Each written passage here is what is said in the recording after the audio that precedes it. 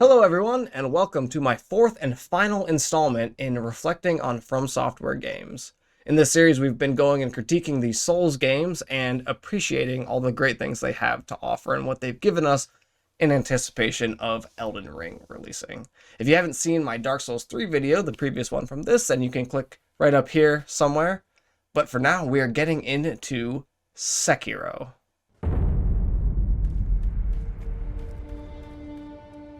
Now, Sekiro is the most unique game that FromSoftware has put out in the Souls series, I think.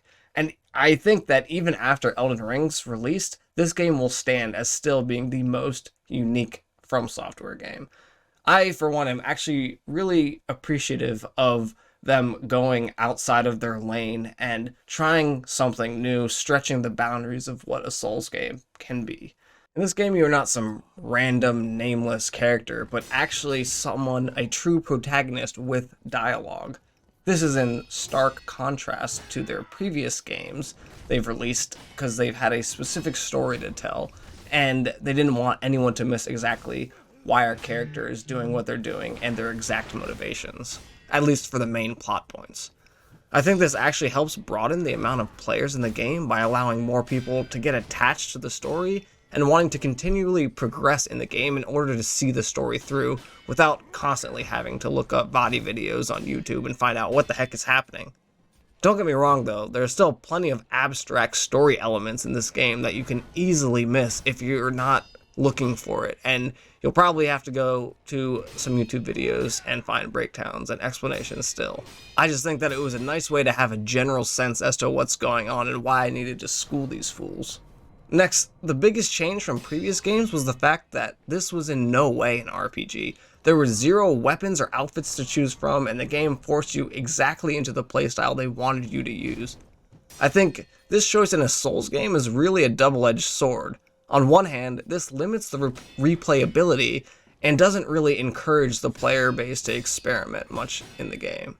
On the other hand, this allowed FromSoftware to perfect the system in which they wanted you to use. I'll tell you straight off the bat that I loved this combat in this game, and I thought it was executed extremely well. Getting death blows was so freaking satisfying, and I thought they nailed it with a system that takes out stamina, but doesn't make resource management too easy. The poise system was an amazing mechanic that I loved, and the fact that there were two ways to kill an enemy, either by chipping away at their health, or breaking down their poise and getting a death blow on them. And the two were not mutually exclusive, as you generally had to work at chipping their health away, and then the more you did that, the easier it was to build their poise break. I also loved that you had poise too, and you had to monitor that, and that was your other resource that you were managing instead of stamina. And I loved that a lot more because in out-of-combat situations, I could run back to places where I died and get all of my stuff back a lot easier because my stamina never ran out. I will say though that this game in particular actually I thought was the hardest to get back into after I'd taken a year break or so from the game.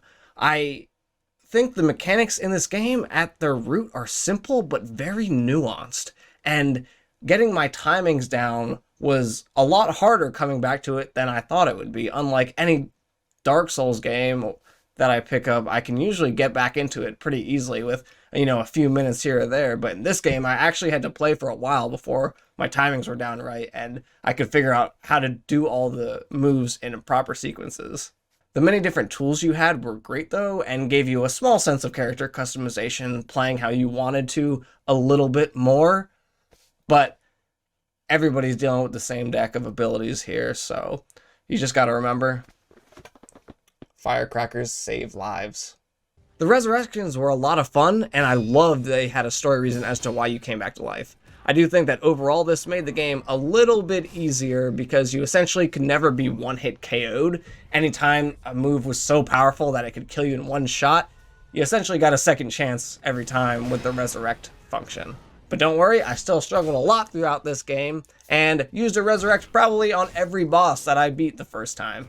It was also nice that it usually told you when a tough enemy had a second bar of health and they'd be coming back to life for the most part, and it was really nice to go into a fight and be able to gauge how much resource management you should be using, because it gave you those two little dots, especially if you get a killing blow this never really trivialized many of the bosses that way. But of course, FromSoftware couldn't tell you every time. That would be too easy, I suppose.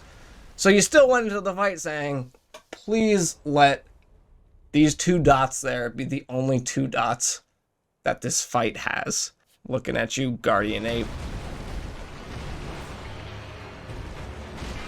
But as annoying as it could be, I still loved that fight, and I actually found it to be really enjoyable. I actually found the fact that some of the hardest fights I had ended up being some of my absolute favorite fights in the whole game. And I think that's because I had to learn the mechanics, and by the end of the fight, after I had tried a million times, I was so good with pretty much all of the fight that I could do it flawlessly. And for the record, 7 Ashina spears, holy crap. You would think that I was practicing a speed run back to that boss area in that temple just with how many times I immediately got KO'd by that guy. I felt like he was on a different level than what I had been playing with before up until that point. He would wreck me at every turn, and it wasn't until I truly mastered a lot of the techniques that I ended up beating him, because without those techniques and using them, then you don't even stand a chance. And I think this boss was great at the beginning, early game, because it told you this is not Dark Souls. You cannot dodge out of your way every time and expect to not come out unscathed. So, or expect to come out unscathed, I should say. I tried, I think, for a long time to dodge so many of his attacks, when in reality, I think you face him again at the end of the game, and he was so much easier. And it's because by that point in the game, I'd been practicing with the parries so much that he was almost trivial, and I was using the techniques they wanted me to use and not what I felt comfortable with, which was dodging at the time. Also, I don't think I've mentioned this, but this game is actually beautiful. And I'm sure there's a bunch of other things that I've missed in the pros section of this game, but I want to get to some of the things that I didn't like as much in the game, or at least knock it down from being my favorite FromSoftware game ever. Number 1, there is no PvP or co-op in any sense in this game. It does make sense that there isn't multiplayer, because you can't have 2 Sekiros running around doing the same moves and everything, and the enemies in this game really are not designed to fight more than one person at a time. I think you throw a second person in there, and all of a sudden, it's not nearly as fun because it's really easy. One person distracts by just holding up parry, and the other one just hits him in the back. There's no real contest there, and this game doesn't lend itself well, but that doesn't take back from the fact that it is a bummer not to have any sort of PvP in a Souls sort of game, especially because the combat in this game is super fun. I think if we had been able to do duels against other people, that would have been so much fun. You just had 2 Sekiros that just went at it at each other, and the better Sekiro wins. That's about as good as it gets, I think. Also, the messaging system in this game was complete garbage. I thought it never felt worth it, except for the fact that recently I learned that you got healed to full if someone rates your message, but typically the ones you found were never very helpful, and the remnants that showed deaths of other characters was literally the least helpful thing ever. Mainly, I think it just got in my way. And like every Souls game, I found out afterwards that I missed a whole bunch of side quests because I didn't realize the rot stops quests even if they're currently active.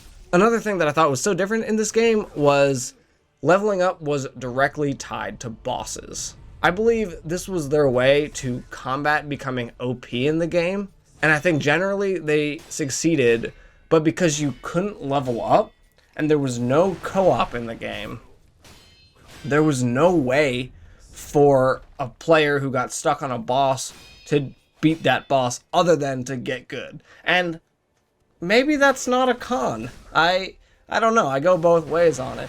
But I do know a couple people that got stuck on a particular area or boss or something, and they couldn't beat it for the longest time, and it ended up kind of turning them away from the game. Unlike the other Souls games where if you're really stuck, and after a long time of trying, you say, F it, I'm going to ask someone for help. You're able to get some help in that respect. But in this game, there's nothing like that. Get good. Overall, though, this game was still extremely fun, and I had a blast playing it. The outside the box thinking that FromSoft did here really paid off, and I'm glad that they're adding things like sneaking and jumping mechanics into Elden Ring. I think they've learned a lot from this game that we're gonna see implemented in Elden Ring still. This is going to wrap it up for my reflecting on FromSoftware games series.